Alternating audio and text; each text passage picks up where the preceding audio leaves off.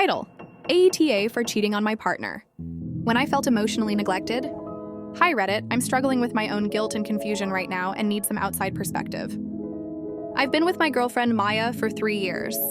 Things started out amazing. We really connected, shared interests, and built what I thought was a solid foundation. Over time, however, her busy work schedule and long hours began to create a gap between us. I tried talking about feeling disconnected several times, but she would either brush it off or say work was her priority.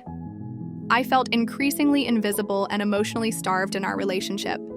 At a work conference a few months back, I met Chris, a coworker who was kind, a great listener, and surprisingly available emotionally. We began chatting more frequently, and I discovered that he was in a similar position, feeling unappreciated in his own long-distance relationship. One night, after an evening filled with deep, vulnerable conversation, I made a choice I now deeply regret. We ended up spending the night together. It didn't start out as a premeditated decision.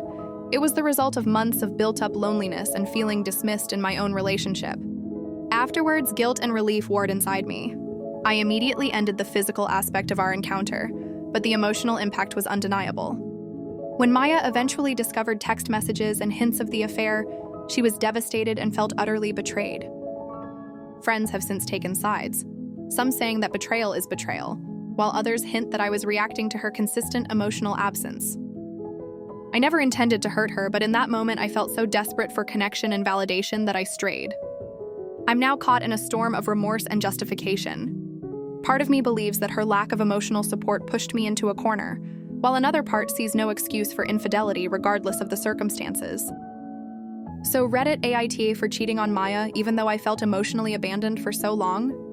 I know this isn't a situation with a simple answer, and I'm not looking for absolution, just honest feedback on whether my feelings somehow mitigate my actions, or if I'm solely at fault here.